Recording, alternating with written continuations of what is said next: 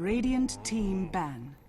What's up, guys? Welcome back to the Join Dota League Season 5. We're going to take a trip to Brazil where INTZ Esports are going to go up against CNB in a best of 2. So we're still very early in the season, and we're going to be shuffling around and seeing who's going to be moving to the top of the group, who's going to be moving down to the lower. It's been a long time since I've casted CNB, and INTZ, I don't believe I've casted them ever before. In fact, I don't know if I even casted any of their players before.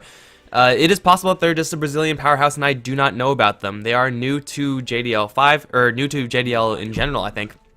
And a lot, or all of what I know about the South American scene comes from the Join Dota League. So apologies if they are some super powerhouse team that I don't know about.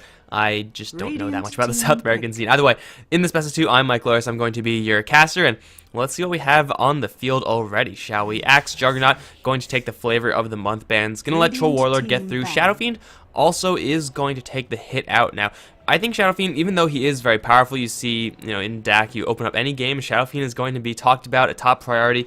But that is not always going to be the case. You really need, first of all, a really good Shadow Fiend player. Second of all, you really need the team to be built around the Shadow Fiend, or at least, heavily incorporating that Shadow Fiend. You can't just grab a Shadow Fiend out of nowhere and expect it to work out. That's just not how the hero works. He's way too soft, and he needs a lot of momentum in lane if he's going to be doing anything. So I'm not entirely sure if that Shadow Fiend ban is warranted. But that being said, it's kind of mirrored by the Nature's Prophet ban, who, although is a very dangerous hero, just isn't really as important as he used to be. I think it was probably the hit to the tower gold that killed him off the most. He could still get the job done. I mean, as far as teleporting around, supporting ganks or whatever, he still can do it. But pushing towers, split pushing, ratting out with Nature's Prophet, not as desirable any longer. So 2 of the weirder bans going to be occurring here, but looking at the picks, it's nothing too out of the ordinary. Troll Warlord first, of course, for INTZ, and then a Lion and a very early Bat Rider from CNB. So they are prioritizing their initiation, and I do like to see that. The problem is that you prioritize your initiation to a degree where the enemy team is just going to grab the Vengeful Spirit, and that's probably the most direct counter to the Bat Rider as far as shutting down his lasso. If you're quick with your fingers, if you have a level 2 swap, you'll be able to break that lasso most of the time, and well, your initiation isn't going to go anywhere if the target that you're trying to get is no longer lassoed. So INTZ have already a really good answer what CNB have, and it will be a pain for CNB to get their initiation off in the future, assuming they go for anyone but the Vengeful Spirit. If you go for the Vengeful Spirit, you'll be happy. There's no way to break that just yet. Troll Warlord, Centaur Warrunner, also just very powerful heroes in general, and very safe heroes. They tend to not lose their lanes, and they tend to contribute a good amount to the team regardless of their farm status. CNB, they're going to grab the Invoker after the Bat Rider, and then look towards the Medusa, so looking to take this game a little bit later. That still looking for one more support hero, CNB, and as far as that support is concerned, probably going to prioritize a little bit of control for their side as far as just getting stuns on the board so that Medusa gets to be a little bit safer. I'm kind of liking what INTZ are doing with this draft right now. CNB are just kind of picking heroes that they're comfortable with. They're just, slam the Bat Rider, slam the Invoker, slam the Medusa. That's fine. If you're comfortable with the heroes, you might as well play it. But the problem is that these heroes have very direct counters, and CNB aren't really taking the necessary precautions to ensure that their picks are protected from said counters. Case in point, Vengeful Spirit, Bat Rider, and then further case in point, Anti-Mage and Medusa. Generally regarded Anti-Mage as one of the more direct counters to Medusa, and right up there with Nyx Assassin. As far as a carry battle is concerned, being able to break the mana of Medusa means that you're doing double duty with your orb effect there. Of course, Stone Gaze is kind of inconvenient for the Anti-Mage, but it's not really going to bother him too much, as early on, if he gets into a man fight with Medusa, there's no way Medusa is coming out ahead in that one. Not to mention, there's also Battle Trance, and Battle Trance is a thing. It is a very dangerous thing. So CNB probably looking for one more stun, and probably the same thing for INTZ as well. It's going to be a Witch Doctor pick for them. That's a reasonable way to go. They get the range, and they get the stun, and really setting up for stun strikes, you don't need that much more aside from the Lion. But you could really just use any other stun just to give Medusa a little bit more protection in lane.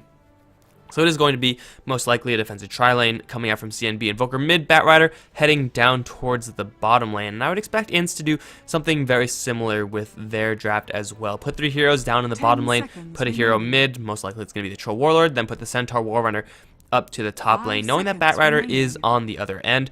They could try to grab someone like an Ancient Apparition to try to soft counter that Witch Doctor.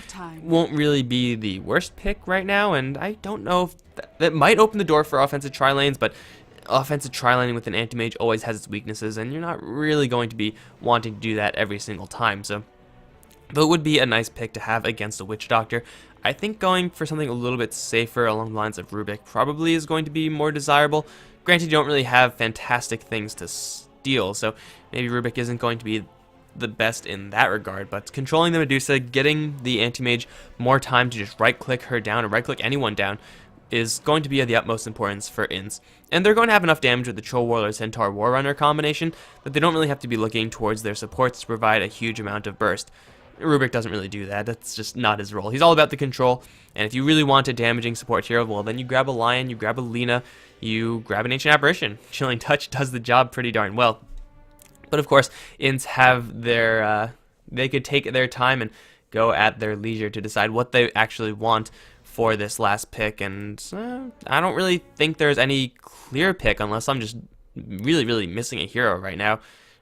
Just generally, the support pick should be a pretty safe one for them. And then they have a really nice defensive tri-lane that is so strong that they could even think about making that an offensive tri-lane. Probably is not what they're going to be looking to do. What they can do right now is also grab someone like an Enigma or someone into the jungle. Or just grab the Disruptor. That's also a reasonable way to go. It's not going to offer them the most lane presence, as the Disruptor rarely is going to be filling that role. Just offering another answer to that Batrider is going to be pretty nice. And as far as the Static Storm is concerned, man, well, if you landed on any of the CNB heroes, you're probably going to get some pretty nice value. Especially if it's, the Invoker, the Lion, the Witch Doctor, heroes that live or die based off of whether or not they're able to cast their skills. So it's a nice pickup for the inside, and it looks like a pretty mirrored lineup, honestly, on either end. You have the mid lane heroes who will be able to contribute a little bit to the other lanes through Sunstrikes and battle trances. You have the two supports, you have a mix of stuns, good amount of control. You have the super late game carries, and then you have the offlane heroes who just want to get their blink daggers. So mirrored situations across the board, and as far as that is concerned, both teams are going to have very similar game plans. That game plan being, get the Blink Dagger on the respective offlaners and then make some action happen. But up until that point, they're probably just going to be farming as per usual, not looking for anything as far as super aggressive plays. So I expect to see a pretty slow game, and then it's just going to come down to the support rotations at that point. Both teams have very similar strength in how their supports are going to be roaming. Lion needs a couple more levels before he could really get going. Level 3 is really when you want to leave with your Lion, at the very least level 2. And the Vengeful Spirit Disruptor can do a decent job, assuming Troll's mid lane is going to be already set up for a gank. But regardless, both teams should be relatively even. As far as who I favor, I'm not really sure. I kind of like the fact that INTZ have a little bit more direct counters, but the Invoker on CNB, I feel, provides a little bit more oomph. So, man, it's just so even to tell. Usually there's one draft that I like a little bit more. This time, it's just not going to happen. But we are in the game, and let's see who's going to be playing what in what lane. We got Wasted playing on the INTZ side, taking the Centaur Warrunner up towards top. Fuzzy is going to be handling the Troll Warlord mid. 225 is going to be on the Anti-Mage, with Cab on the Vengeful Spirit, and Winder Runner on the Disruptor. Not the Windrunner. On the CNB side, we might have a little bit of a brawl to start things off. Fuzzy's going to grab the Rage at level 1. Berserker's Rage, right? Yeah, that's what it's called. Berserker's Rage at level 1. It's not really what you want to be doing, but you know what? It doesn't really matter too much because he's mid. We got Ned playing the Witch Doctor, VSW on the Lion. Lots of familiar names here. Darky is going to be playing the Medusa, safe lane farmer. Alamau is going to be playing the mid lane Invoker. Then down towards bottom, Jubilu is going to be handling the Batrider boots on the floor just to help him block a little bit easier. I don't really think that's going to make a huge difference in the grand scheme of things. I think you should be able to just block decently regardless, but who knows? Maybe it's just how he likes to roll. Regardless, we are going to be in for a fairly passive early stage, I feel. Wasted is going to have to deal with VSWs, poking in harassment, a couple of spikes here and there, as we have just saw. Fortunately for the Centaur, he has a ton of regeneration, plus he has boots first. So VSW's ability to poke at the Centaur, though it is certainly there, if he gets a little bit too close, suddenly Centaur is in his face. And if there's something you don't want as a support ever, it's a Centaur in your face. I can't really recommend it. It doesn't seem like a lot of fun. Down towards the bottom lane, Wind Runner is doing his best versus Jubilu. With the Tar, though, the Batrider also has, boost first. Doesn't have as much regeneration as the Centaur, but his ability to get first blood is certainly there as well. So both sides supports have to be fairly careful at how they poke and prod the enemy offlaners, since if they get a little bit too close, then things can get really bad really quickly. Over towards the mid lane, Invoker, though he has loaded out with Blades of Attack from level 1, still going for that Exort build. I'm pretty sure that's the build that you want to be going for in this game. Wex build versus Troll Warlord, not really what you want to be doing, because yeah, you'll be able to burn his mana pool with 1 EMP, but it doesn't really matter if you burn his entire mana pool with 1 EMP, since he has 195 max right now with 1 intelligence growth per level. This guy is dumb, and there's no way around it, so there's no real point in burning the mana of him. Centaur Warrunner a little bit more important, but other than that, I think Exort is definitely the way they want to go. They could possibly set up for an easier kill on the Centaur top lane with the help of Sunstrikes. Both runes going to be grabbed by the INTZ side. Fuzzy doing a decent job versus this Invoker, maintaining relatively evenly with his enemy, and well, the Invoker maybe not going to be going for a bottle, whereas Fuzzy looking to do that. So the Invoker is going to be having a base damage advantage for now that's only going to grow as time progresses, as he gets more points in the Exort. Not to mention his ability to grab Quas runes, and then of course have the regen advantage as well. So it's going okay for the Troll Warlord for now, but that should not be the case for the entirety of this early stage. But we're going to have a little bit of aggression down towards bottom potentially. Glimpse back, that's a very far glimpse because of those boots. Jubilu is going to lose a little bit of mana here, but he gets the Firefly out, still taking a couple of right clicks. There is another blink on the anti-mage, but do they really want to chase this? Yes, Jubilu's going to turn around, get to take one more right click, blink forward for one more smack. 225, just can't quite get it. Now tower shots. Oh, 225 is going to dodge a Sunstrike, but the right click from the Batrider not going to kill him off either. 6 HP he lives, but the Batrider is still in the air, still has vision. One more right click, there it is, but it's too late. The Centaur Warrunner grabs first blood in the mid lane. Oh my god, we're off to a roaring start, guys. Okay, so Batrider does get one kill, and Batrider's an offlane. Going to be very, very happy about that, but the same exact thing happened on the other end. I don't really know what happened there. Invoker must have just gotten a little bit too close. Was there a rune involved? No, there wasn't. So yeah, I have no idea what happened in the mid lane, guys, but I can only assume that Whirling Axe's range into run forward for a hoof stomp happened, and Alamau getting caught a little bit off guard right there. Invoker does have very, very low movement speed, 280, and it's very hard to escape a Troll Warlord pretty much ever, especially when a Troll Warlord has boots and the ability to get just a touch faster with that Berserker's Rage. So it is going to be a 1-for-1 mirrored across the map. As far as who that favors, losing the Invoker is probably going to hurt CNB a little bit more than INTZ losing their Anti-Mage. You have to buy a TP scroll to get back down here as Anti-Mage, but he's still getting a lot of farm, whereas Invoker's farm, because he died that one time, is going to be a lot more contested versus Fuzzy. He's going to struggle just a little bit more. He has to deal with a higher level troll, and because of that, Alamau is going to have a slightly worse time. He's going to open up with the Cold Snap on a Fuzzy. He is going to put some damage in Troll Warlord, but there's a Centaur wrapping around, and a whole bunch of INTZ heroes wrapping around, actually. Fuzzy's going to get Hex. Alamau setting up for a Sunstrike. Will connect, and that will kill off the Troll Warlord, but here comes Wasted with Wind Runner and Cab. They're going to put a lot of damage into this Invoker. They will get that kill, but Wasted, one more right click, will kill him off as Ned teleports in. Kinetic Field is going to go up. Ned now trapped, but he's okay with standing and fighting because of that Root of Restoration. Wind Runner with that double damage rune, putting some serious work in. Cab going to turn around, will kill off the Witch Doctor. More even trades, but tower shots, right clicks from the Lion will make it a trade that benefits CNB in the grand scheme of things. Anti-Mage is the only one not to die on the CNB side, whereas Batrider has been jungling it up. Darky left alone up on the top lane. CNB just doing a little bit more with a couple fewer heroes, and it all started off like that, mostly because they were able to kill the troll before anything else. The Hex into the Spike, into the Sunstrike, and it's a lot of burst damage towards anyone. Troll Warlord was at half HP when that all started, so usually that pretty much just writes itself. But 3-5 right now, and CNB off to a slightly better start than INTZ. And because of the fact that they have a very mirrored lineup that I was mentioning before, an early advantage is going to matter a lot more. If you're more polarized, if you have a very late game oriented team versus a very early game oriented team, then these kills or kill advantages will matter a lot more or a lot less depending on what side of the team you're on. But since it's very, very even, the small amount of kills advantages are going to matter a whole lot more. Wind Runner Cab going to be wrapping around looking for the Invoker one more time. I really like how INTZ are sitting on this Invoker, but instead they're going to find Ned. It's not exactly who they want to kill, but you know what? You get a kill, and you're going to be happy about that. Witch Doctor going to take a fall, but it is INTZ once again rotating 4 heroes around. The last time they did that, it was very expensive because mostly they were diving a tier 1 tower. and that's not really what you want to be doing 6 minutes into the game with a couple of level 3 support heroes.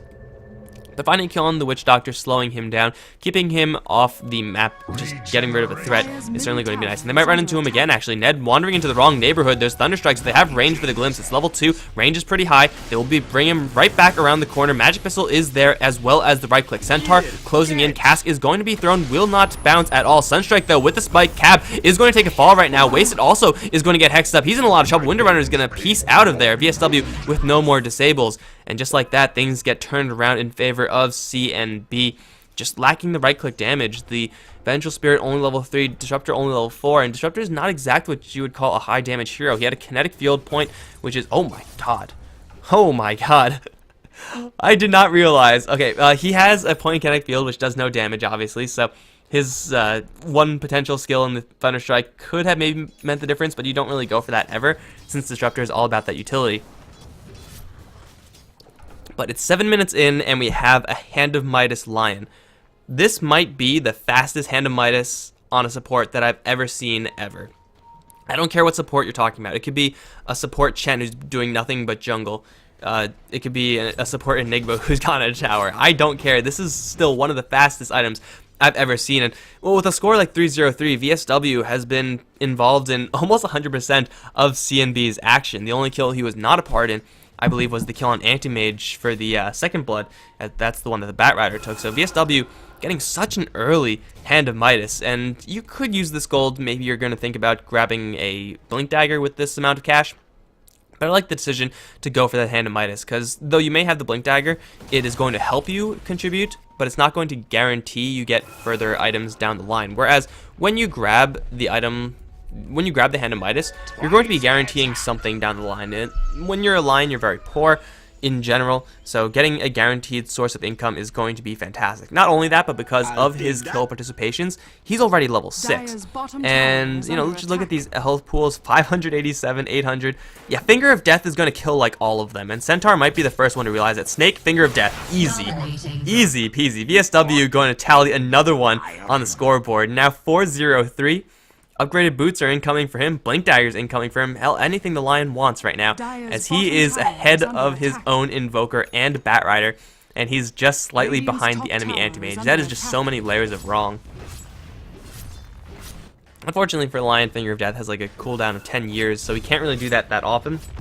And he also will lose the bottom tier 1 tower, as the Bat Rider has been jungling for the vast majority of this laning stage, so 225 is getting a completely free time in lane. That being said, the Medusa is getting assists and kills with Phase Boots and Yasha. Darky should be grabbing some ultimate orbs soon, and if he's going to be following any sort of standard build, it should be an Eye of Scotty for Darky. So Medusa really looking to bulk up there. Taking a quick look at the Blink Dagger timings. Bat Rider, he's pretty much there. Centaur, he is halfway there, so it is going to be a nice little advantage for CNB having their Blink Dagger on the Bat Rider. Not only that, but partnering him up with a very high damage support in that Lion. You lock him down in that Firefly, yeah, you're going to be getting a lot of kills. Not to mention the ability to Sunstrike afterwards. So CNB right now with a vast advantage. You don't even have to look at this block of the net worth chart to know that the Dire are very comfortably situated in this game. And don't mind the pauses, guys. I have hot tea and I'm going to drink it when it's hot, because there's nothing worse than cold tea. There is actually nothing worse. Literally nothing worse in the world. But yeah, so Bat Rider is going to be heading towards the mid lane. He's not going to buy a smoke, as usually that's the play that we see. He might not even need it, however. The vision situation here for INTZ isn't really that good, so they don't quite know that the Bat Rider is around. And oh man, 2 Hands of Midas now as the Invoker grabs 1. That's a little bit more standard as far as both the build and the timing. Bat Rider, he's on the hunt. He will fly and then run away. Find an Invis rune, that might help in the future. But Bat Rider's first usage of the Blink Dagger, pretty much a failure. It could be worse. He could dive into his death, but the Blink Dagger and the Bat Rider, usually the first time you want to use it is to get a kill, and that clearly just did not happen. So Jubilu, not going to have the best start in the world, but now that he has a smoke, he still didn't use the lasso, so things could have definitely gone a lot worse for the Bat. And if CNB want to slow this game down, then so be it. They're working with 2 Hands of Midases, and they have a Medusa who's getting absolute free farm. Whereas you compare that to INTZ, Troll Warlord is not going to be going for Hand of Midas. It looks like he's going to go for a very standard Drum, Sanjin Yasha type build. There's never going to be a Hand of Midas on either of these two support heroes. Blink Dagger is all Centaur has on his mind, and well, Anti-Mage is getting a Battle Fury, but the pace that Anti-Mage can farm is not that much faster than a Medusa, and it's certainly not going to be faster than CNB with like a million of Midas's hands. I don't even know how Midas does it, man. His hands are just floating around everywhere. Pretty sure one of them is real, but the rest are just knockoffs, and man, someone really lost out there. Lion on the hunt has a Finger of Death, and he was very close to Wasted. Wasted does not want to die right now because he is so close to his Blink Dagger, but VSW has enough damage to insta-kill the two supports, almost insta-kill the Troll Warlord. If he's at like this much HP, then yeah, you'll just spike him, finger him, and that's it. But yeah, you can't kill a Troll Warlord. You probably can't kill a full health Centaur. Anyone else, though, it's fair game. And I mean, in the meantime, the rest of his team they're getting objectives. They don't really care. The Lion is effectively buying space by acting as a ward that kills things. And that's the type of ward that I want to have on my team, guys. Let me tell you, VSW is gonna wrap around. He might run into Cab right now. No, he's just wandering. He's just gonna use his Hand of Midas and then go right back into his hidey hole. I don't care what's happening on the other portions of the map, guys. I honestly don't, because all I want to see is this Lion insta-gib someone. And he has his eyes set for the bottom lane. This is one of the harder targets to kill. He needs someone's help if he's going to be doing this. You know, the rest of the team is just farming. Like, there's actually nothing important happening while this is going on. This is the most important thing in the map right now, aside from that tier 1 tower push up top. But VSW, is he really going to try to crack the Centaur? He doesn't have enough damage on... Oh, no, they have the Sunstrike. They do have enough damage, assuming the Centaur is not near a creep wave. And generally, when you get hexed first thing, your first instinct is to run away. He's going to get spiked. Hex is available, but he's going to move at max movement speed or just help with the snake and then Finger of Death him down, even prompting 3 TPs. Oh my god. That was the most value you'll ever see from a Finger of Death. Not only do you get a kill, bringing the Centaur down from right next to his Blink Dagger gold, but you grab a Blink Dagger yourself, you force an extra 300 gold out of the pockets of INTZ. This Lion is just getting out of control. This is ridiculous how much of an impact this guy is going to have, because still he's not as like ahead in the net worth anymore, but you know what? He's like so much more farmed than any Lion is ever going to be that it's fine. Like, I'm pretty sure CNB are satisfied with their Lion's performance. You can start feeding now. No one will really care. They also have this Bat Rider who's been sitting on his Blink Dagger for quite a long time. He's fire flown up, and it seems like INTZ know that the Bat Rider is currently in their jungle. They really want to stop this Invoker from pushing, but I honestly don't know if they can. They don't know that the Witch Doctor rather has his Blink Dagger, and that could be a pretty potent threat, as, you know, one Initiator is dangerous enough in that Bat Rider. Add a Lion to that, and you're not going to be having a good time. Now the Blink Dagger is realized by the Radiant side, but really, are they going to change their play and try to accommodate that? Not really. They're definitely not going to try to defend this tower, but now Jubilee up in the air again, looking for a Blink Dagger opening. Won't find one, actually. And this Bat Rider just not finding anything right now. This could come back to haunt CNB down the line. But even though this Bat Rider isn't actually getting kills, he's still pressuring the inside back. He's still buying space for the rest of the team to kill off towers. It's not ideal for the Bat Rider, but it might be enough regardless, because the rest of his team is stepping up so much more. Cold tea is worse. Yeah, I don't even know what those are, but yes, cold tea is worse than that. That's important to note, guys. It's definitely important to note. Fortunately for INTZ, they have a Battle Fury on their Anti-Mage Centaur, though still without that Blink Dagger. This tower, they want this tower so badly. This tower will give Centaur a Blink Dagger, and CNB definitely know about it. They're going to smoke up with Bat and the Lion, and you know, these are the two heroes that you really have to be scared of. Anti-Mage with 1 point spell shield might help out. There's the lasso. Lion's got to turn tail, needs to get that Blink Impale. There it is, Finger of Death. Finger of Death? No, he doesn't have it. 20 seconds off, 225. Might get bailed out right now, but Sunstrike will kill him off. Blink out, not in time. The cask also gets thrown out towards Cap. That's going to lock him down. Glimpse back onto the Bat Rider. Might buy the Vengeful Spirit her safety, because Fuzzy, he's actually going to reinforce. Ned does have his heal up, taking a lot of damage from Fuzzy, though. Couple more hits is all he needs. One more. Not quite going to do it. Needs one more, but he's going to get hit, fogged up on the high ground. The rest of the inside offering backup. Cab going to live. They kill off the Lion, and because Lion has had a 5-kill streak, he's actually worth quite a bit. Who actually got that kill? I'm pretty sure it was Troll. Yeah, the tower destroyed. I don't know what happened. Oh, the top lane tower lives. Okay, so Invoker took a top tier 1 in the meantime. Medusa also getting locked down and killed there. So by far, not the best engagement for CNB, but they kind of just filtered in one at a time. That's never really what you want to do in order to make any sort of play in Dota ever, let alone defend a tower when the enemies are perfectly situated around said tower. So CNB not exactly the cleanest engagement there, but they still are able to kill off the Anti-Mage. They don't prevent the Centaur from getting his Blink Dagger. It's a little bit unfortunate, and that might come into play right about now. Centaur has an eye on Alamo, and they're going to glimpse him right back into a Hoof Stomp. He has Ghost Walk, though, and they have no vision. Okay. That happened. Yeah, you kind of need vision up against Invoker. Like, you don't really want to buy Dust, but now they will, I'm sure. Maybe. Like, Ghost Walk is a thing. It has a very long cooldown, but if the Invoker sees it coming, he will just escape every single time. And, oh, Lasso, we have Cab found. Death Ward is there.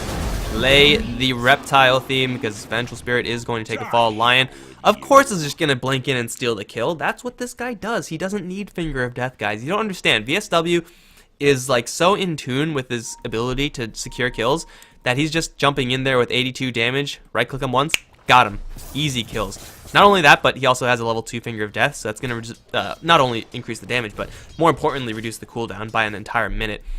He's going to have to help out Darky, though, because he's up on the top lane. Fuzzy is in a decent position to jump in, but he doesn't really have that much HP. They're going to jump with the Hoof Stomp first. Double Edge is there, plus the Static Storm. Darky in quite a bit of trouble. Sunstrike is there. Will not really help out as Darky is already going to fall. Swap back onto Ned. He throws a cast, but they disengage perfectly away from it. Ned now is slowed down because of the Stampede. He will lose his life as well. Lion, though, will snipe the Centaur on the retreat with that Finger of Death, and then will teleport out to safety. Darky kind of getting blindsided there. You never really expect a Troll Warlord to be just randomly in the trees. But if you're pushing that far out by yourself, you probably need to have some sort of game plan outside of my two supports are kind of nearby and I might not outright die if I get jumped. Not really a good plan for CNB. So even though they're doing decently as far as the kill is concerned, as far as their map control is concerned, they're just not really making the best plays right now, and that's a little bit concerning. You can have the most farm in the world, but if you're not playing the game smartly, then you're going to eventually give up the lead that you have. The lead that they have isn't really that much as much as it should be, rather. It was at one point near 7,500, but CNB will start to lose that if they continue making these plays. This is really what's showing the experience. They make a couple of good plays, give themselves a nice advantage, but then all of a sudden, a couple of retaliation kills from INTZ, and CNB are going to be set back just a little bit. So, 18 minutes in, and CNB, they're still farming with their Medusa, 1-2-2. I think it's almost the exact same score as 225. It is. But the Medusa is starting to fall behind this Anti-Mage as far as her ability to farm, mostly because she's not on the map, whereas Anti-Mage is surviving and is getting that farm with that Battle Fury. CNB's Invoker is going to help them out in getting a little bit more map presence, and you know, when you have this much devastating power, it kind of does help that it kind of mitigates the how should I put this? It makes it so that making mistakes is a little bit more tolerable, because you might just be able to brute force your way through it. And they're going to group up as 5 on the top lane and try to make a fight happen. This time they're not going to get jumped on, at least it won't be a surprise. Darky should be able to get his Stone Gaze out, and if he got it out before, yeah, he would have been able to survive that. But for right now, with the Bat Rider in the perfect position, with the Necro units already summoned, plus the Forge Spirits, this tower is going to drop, and they could even send the summons at the tier 3. Not with the intention of take it, just try to draw the enemies back. In the meantime, the enemy's INTZ going to try to kill the mid lane tier 1. The Anti-Mage, they probably will manage to take it, but the rest of the team, they're in Roshan. Is this spotted? I don't believe it is. This is potentially very dangerous Roshan for them to attempt, but a double damage rune on the Troll is going to enable them to do this. If they didn't have this, this is probably going to be a bad decision. But because they do, they grab the Aegis and they will get out scot-free. It's a tier 2 for Roshan trade. It's not exactly the trade that we see as ordinarily, as usually the Dire are the ones to take Roshan, the Radiant are taking this tier 2. But I guess it's kind of the same thing. It pretty much is. Like, tier 2 for Roshan, doesn't really matter who. CNB, they're still going to push in regardless. This is actually pretty bold. Jump in, Lasso though. They're going to catch Winter Runner. And this Disruptor is so dead right now. Yeah, don't even need to invest that many skills outside of the Lasso. So, no Static Storm means that INTZ, unless they get like a 4-man Hoof Stomp, and the opportunity for 3-man is right here. They're going to lose, at the very least, their tier 1 tower. Is there another Necro Book summon? Not for another 20 seconds. And their Lion's lagging a little bit far behind. I don't think going up the high ground right now is going to be an intelligent decision for CNB. Especially not up against an Aegis team. So they should probably fall back and look to take this last tier 2. They're getting quite a bit of map control, actually, CNB. And, well, even though they don't exactly have control over the Roshan pit for that small amount of time, they're still getting a sickening amount of farm, and they're restricting the farm of INTZ. Like, the Anti-Mage, he's still finding his farm because it's Anti-Mage, it's kind of what he does. The rest of the heroes, though, they're kind of falling behind. Like, Troll Warlord, he's getting a decent amount because of his kill spree, 214 on him. Has the BKB primed and ready, but a BKB on Troll Warlord isn't even going to keep him that safe. Like, there's, first of all, Lion doing that. VSW stuck in the corner, though, will try to TP out, force half to the high ground. Oh, that was not high ground, actually, but they forced half him away from vision range of the Vengeful Spirit. Funny thing is, if she had an Observer Ward, that could have been a kill, but it's the Sentry instead, and Lion's going to get out of there. Pretty smooth plays by the Batrider there. The rest of the team, in the meantime, pushing down bottom lane up towards top 225, going to pick a fight with Jubilee. Mana Void won't quite get the kill, but he can get the kill on the Batrider if the Anti-Mage was a little bit more bold. Going to instead play it safe, and I think that's the correct decision because bottom lane, it might need his help because there's a pretty big army here. The Alacrity on the Medusa plus everything that the Invoker can summon is going to bulldoze down this tower. That's the last outer tier tower for INTZ, and CNB accruing more and more of the gold advantage as this game progresses. And oh my god, Aghanim Scepter on Lion. Lion might die here though, because Centaur's closing in and Lion needs to be so fast with his blink. Oh my god, he made it. Blink in from the Centaur, blink out from the Lion. Easy peasy. VSW just can't be stopped, guys. He just can't be stopped. And he's going to keep on farming so very close now to that Aghanim Scepter. In fact, he's only 70 gold away from that. That'll kind of help CNB break high ground, but outside of that, I don't really know if there's going to be a huge item that'll help him do that. Assault Cuirass, if this is the item that Invoker's building, will help quite a bit for the minus armor, especially when you have so many additional units that are attacking. It looks like it will be an AC. So yeah, CNB, they're definitely primed to jump up the high ground soon enough. Darky has the Lincoln Sphere, kind of nice, magic missile proof, double edge proof, glimpse proof, but that's about it. Don't really know if this is the build I would have gone for. I think you could probably just Eye of Scotty and just try to tank it all up. Just brute force your way through the enemy instead of just try to go for this more finesse-y kind of item. But either way, Darky is still getting quite a bit of farm, and I think it's about time for CNB to position themselves for a high ground push. They have the Batrider, and for a high ground push, you can't really ask for better. The problem is that you are pushing up high ground. That is going to force INTZ into a more clustered position, which means your lasso is going to have a higher chance of getting snapped by the swap. Jubilee also is in a little bit of trouble. No, he'll be fine. VSW though, guys. He's on the hunt. He's on the hunt for Winter Runner. Oh man, he's not. Never mind. He just wants to get his Aghanim's farm on. That's fine. CNB still need a couple more items before they could actually make that push up. Aghanim Scepter plus Assault Cuirass. And if worse comes to worse, Almao, he'll buy Boots of Travel or something like that and just fully go into rat mode with this amount of units that he could summon. And at this point, someone's going to have to TP back. Anti-Mage is going to find this just to be a whole bunch of free farms, so they don't really want to do this too many times, the Invoker, as he'll lose a couple units here and there. Oh, or will he? The Elite plays. The Elite plays. Will they be elite enough, though? Well, they're wasting a hell of a lot of time for the Anti-Mage. It's kind of worth it. Oh, Ned is all of a sudden right in the front lines. Invoker's here as well. They don't have any hard disable, though. Cask already used. That Ice Wall is... That just happened, so Ice Wall's there now. Not for long. It'll melt soon enough. But Lion needs to be there if they're going to be playing with the Anti-Mage. They absolutely need their Lion. I'll take that. Illusion. 8 to 14, and CNB, I mean, they're still not in any rush. I'm only saying that they're trying to go for the high ground push because they've already taken pretty much all the objectives that they can take right now. Of course, they're waiting for this Aegis to time out before they actually do anything. And INTZ should be looking for an opening of some sort to try to use this Aegis. The problem is that they're being split pushed to hell and back, and, well, the Aegis just timed out, so that's not really going to cooperate with them. Dire's middle tower Mid lane tower should be an easy destruction. If someone wants to defend it, Troll Warlord can probably kill them by himself. Or Troll Warlord could just go on the hunt for, try to spot out Darky. But this tower, not going to be destroyed just yet. In fact, I'm going to put my money on this tower is going to be denied. I'm just saying, guys, it's probably going to be denied. Down towards the bottom lane, Almao, of course, is doing his own thing. And hey, they caught the Batrider. Blink in to Whirling Axes. Mana Void not even being used there. And it's 45 seconds where INTZ don't really have to worry about their heroes that much. you know, I say that. There's a Lion with an Aghanim Scepter, Finger of Death on the field. They kind of do have to worry about their heroes. What's the cooldown? 40 seconds? 60 seconds. It doesn't change, really? Oh, wait, no, it does change. It just updates both of them instead of... There's Dota inconsistencies, guys. But a minute cooldown, it's suddenly Laguna Blade, except it hurts a lot more. That's fine. Maybe not towards the anti-mage, but towards everyone else for sure. CNB, they have the Assault Cuirass on the Invoker. He's pretty much gone for almost as split pushy of a build as you can go for. Maybe he wants to go for a Desolator if he really wants to make it happen, or a Maelstrom or something like that. But him and VSW, they're just trying to bait the Anti-Mage in. It's kind of working, but the Anti-Mage has backup. In fact, it's all smoked up, wasted. He's going to close in. Alamau is going to get hit with a stun. Anti-Mage blinks in as well. Spike available. Won't bail the Invoker out. Now VSW has to run away from the Stampede. Wasted. Oh, they're going to get the glimpse back. And now VSW is so screwed. Magic Missile chain stun or just one stun, and that's going to be a double kill for 225.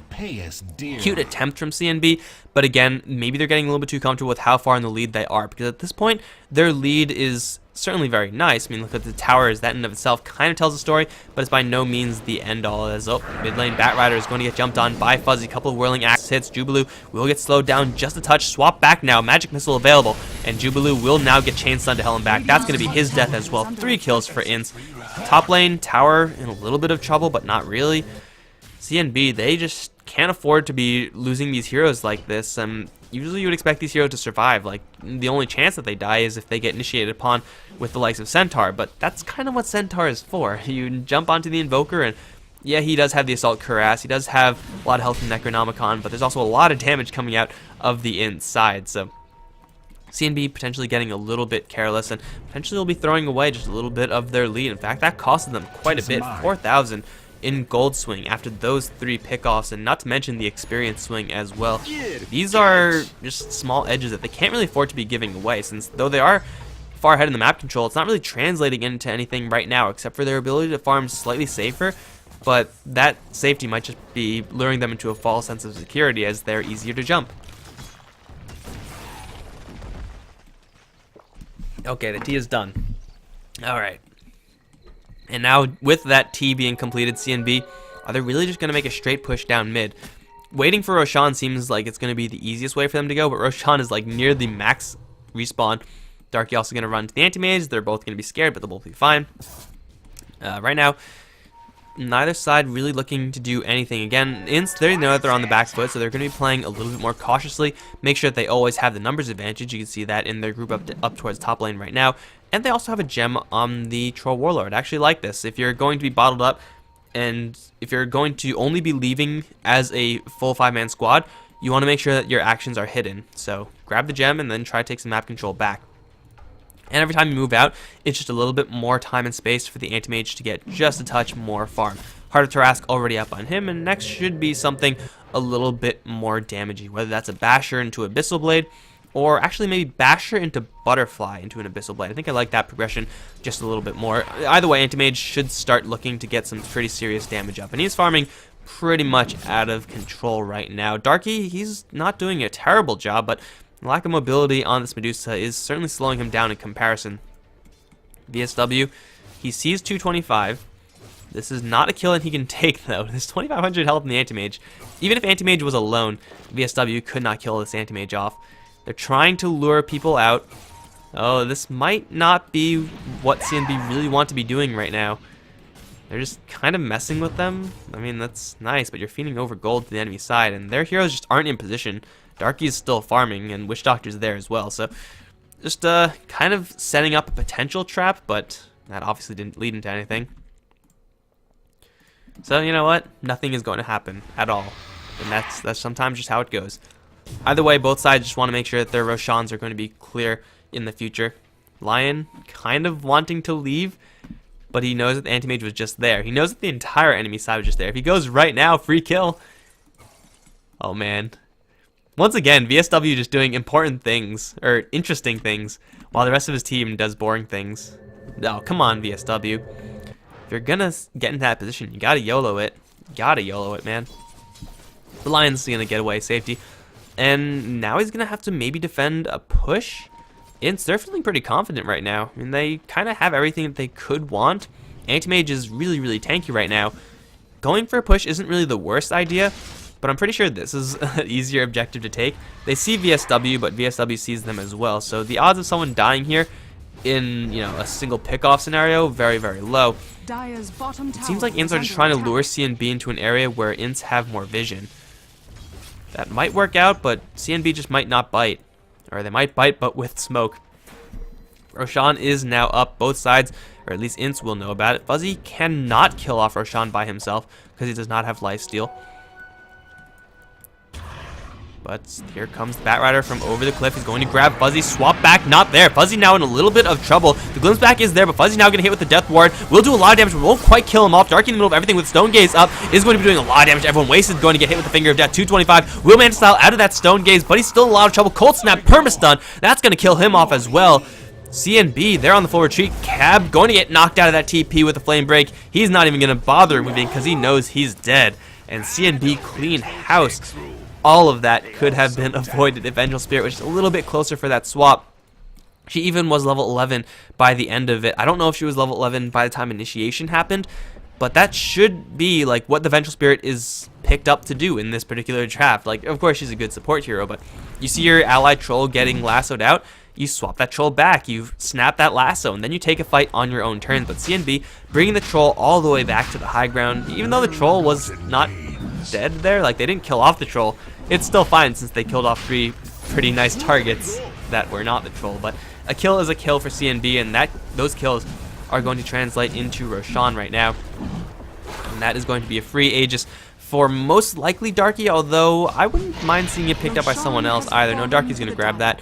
He's getting pretty tanky, but he's still far from invulnerable right now. But initiation, edge for CNB, and over the past couple of minutes, the initiations have been mostly on the inside. It's been Centaur Warner, Blink Hoof Stomping, but first of all, whenever you're in this area and there's a Batrider on the enemy side, you're going to get initiated upon. That's pretty much a given. And you have to rely on your answers. The BKB jump-ins, the sheep sticks, the the Rods of Atos, the swap backs. If that doesn't happen, it's just not going to happen. It's just not in the cards. So INTZ dropping the ball a little bit there, and now it's going to put a little bit of momentum towards CNB. They have the completed Eye of Scotty. They have the Aegis. I honestly don't know if there's anything that they should be waiting for in addition to it. I mean, the Batrider grabbing a BKB, the Witch Doctor grabbing a BKB, these are all nice items to have, but they're not really worth waiting for when you have an Aegis. Like, your Aegis will time out, and then maybe you're going to grab the BKB. I would rather have the Aegis on my side. The only question is, where are they going to go? We have a ping for defense on the top lane, and if you're INTZ, that's probably the logical place you could expect CNB to arrive. But do CNB actually want to go and make anything happen? Because Jubilee is having some problems killing this ward. Are you kidding? Sometimes wards are just BS, man. But CNB, they seemingly don't want to make any play. At least Darky is going to make a play. He's going to get jumped, though, taking a lot of damage. Does have that Aegis, though. Will Manta Style split out. Now Fuzzy in a man fight with Darky. Can't really get through that Mana Shield. I have Scotty slowing him down, plus that Cold Snap. It's going to force the BKB out. It's going to be capped Stampede away. In fact, everyone in Stampeding away. Looks like they all will survive, but Stampede is now down. Darky still has Stone Gaze. A little bit low on mana, but that's really where that Lincoln Sphere comes in for that extra regeneration. And I don't really think there was a disconnect issue in the last fight either, but if the door wasn't open before, it sure as hell is now. The enemy team is down 1 ultimate. They are going to have to go back to the base. They're down, most importantly, the BKB on Troll Warlord. And what did you spend to do it? Half a mana pool on your Medusa. That's very quickly going to be regenerated. There is only 1 Arcane Boots, and that's on Ned, and he already used it. So, you know, Darky is not really at his tankiest right now, but he still has Aegis, so he doesn't really care about a little bit of lost mana. This is going to be a difficult fight for INTZ to take. The Troll Warlord, usually you could go for this really bulky kind of build, and with your bashes, with Battle Chance, you'll be doing a lot of damage regardless, but not versus a Medusa with this much farm. So CNB, they're just going to be pushing up the top lane. At the very least, this tower is going to be forfeit. There is a fortification here for INTZ, so they're not going to outright lose their Raxes. But this tower is probably going to die, and if a fight happens that is in favor of CNB, that could just be game, unless there's substantial buybacks. Centaur, Anti-Mage, that might just be game if they take a really good fight, CNB. Like, if they get a Batrider lasso into a Finger of Death onto someone, that just might all be over. So this is a pretty important defense for INTZ right now. Mess this one up and you could be at a 0-1 deficit. And CNB, they're really still in no rush. They have their Forage Spirits and their Necro units ready to summon, so that in and of itself is going to apply a lot of pressure to INTZ, at least their structures. And you can't really focus those down when you have so many threats looming around. So, what's the best case scenario here for INTZ? They somehow get a huge mana void, their anti-mage is able to escape Cold Snap, but this Invoker has gone for a hell of a lot of quas. Cold Snap is going to be pretty much the permastun, especially if you combine it up with like a Death Ward or something. Oh, he's, yeah, he just has a lot of units as well. Urn does do pure damage now, I think, so it does proc Cold Snap, so Cold Snap is pretty obnoxious when you have maxed out quas. Of course, Deafening Blast isn't really going to be there, which I would rather have, but who knows. Alamau is packing regardless, and he's going to summon his army. Now INTZ, they're going to have to fortify for this, unless they just want to lose everything. That's good too. Jubilu, he's pretty obviously on the sidelines right now, so CNB should be grouped up more on the right side. But tower already destroyed. Kinetic Field is going to be thrown up. Rax is now in danger. Do CNB sacrifice this? No, they're going to look to initiate. Wasted jumps in, gets Cold Snap though, gets hexed up as well. He's going to take a lot of damage. Swap Out's going to save him for a little while longer. VSW in the meantime running away from Fuzzy and Anti-Mage, who have gotten right to the back of the lines. They're going to not get much done though. It's going to be Alamau to clean up in the back end. Darky still on the front lines, just doing so much damage to everyone, and he's being completely ignored as well. Jubilu's going to drop pretty low. Blink forward from 225. That's going to put him in a little bit of a dangerous situation, though, because there's a spike available. VSW gets stunned first. He does still have that Hex. He can't get it off, but he wants to go for the Centaur instead. Needs to get the Hex off onto the Anti-Mage. Finger Death on the Wasted will get one kill. Glimpse back onto VSW. Static Storm has already been used. Didn't really do that much. Now VSW is going to get chopped down by Fuzzy, but the rest of CNB, they're still very healthy. Force Staff up, 225, and Fuzzy both going to get Paralyzing Cast. Chain Stun down. Darky, in the meantime, is going to start laying in there with those arrows, but Fuzzy now with the BKB. Refreshed up is going to try to go for Alamau. Not enough damage output from him. He will instead go for Jubilu. That's going to be a kill that he could take. In the meantime, top lane, the Raxes are still going to be brought down. Darky is going to take that one down. He still has a Stone Gaze. He still has his Aegis. And he still has cover waiting in the wings. He's going to start man fighting with that Anti-Mage. Stone Gaze now after being swapped, which is going to mean that everyone's going to have to turn tail. 225 gets turned to stone. Cab and Fuzzy all get turned to stone. Actually, it's a double kill instantly for Darky. And Alamau is now going to re-arrive to the scene to try to push back this Anti-Mage. Medusa's Illusion is going to go to town on the rest of these structures, plus the rest of the units here. And CNB are going to take the top lane. Fuzzy looking to get back in, but he really can't get anything done here. An amazingly scattered fight. I mean, Troll Warrior Anti-Mage jumped to the top end, whereas the rest of INTZ are still left behind here. Tried to catch it all on camera, although I'm not exactly sure if that was what I accomplished. It's my bad, guys. Impossible to follow a fight that is going to be happening like that. I'm pretty sure just Invoker just went to town with his units, and lots of the supports on INTZ ended up dying. And the two carries or two heavy hitters of INTZ were unable to really get anything done because they lack the, first of all, damage on Troll Warlord and lockdown of Anti-Mage to really get any kills there. So CNB taking a pretty good fight, as to be expected, honestly. The really bad thing for INTZ is that they didn't even take down the Aegis Medusa. I would expect at the very least that they would be able to bring that down. But still, she has that item, so she's going to lose her mana shield as long as she can pop it up once she revives. CNB, they can go for another push right now. And it seems like they have their eyes set down on the bottom lane. INTZ, they're nowhere nearby, so they have to spend TPs in order to get back into this. But right now, the tower is going to slowly be sieged. Where's the Invoker? He's nowhere near. Okay, never mind. Invoker is, yeah, he's slacking. So this push isn't going to work. Top lane defense sure as hell will, though. Ooh, he will go for the Desolator. Interesting. Well, I mean, Desolator kind of gets better with a little bit of alacrity, but you know what? As long as you apply that minus armor a little bit, you'll be fine.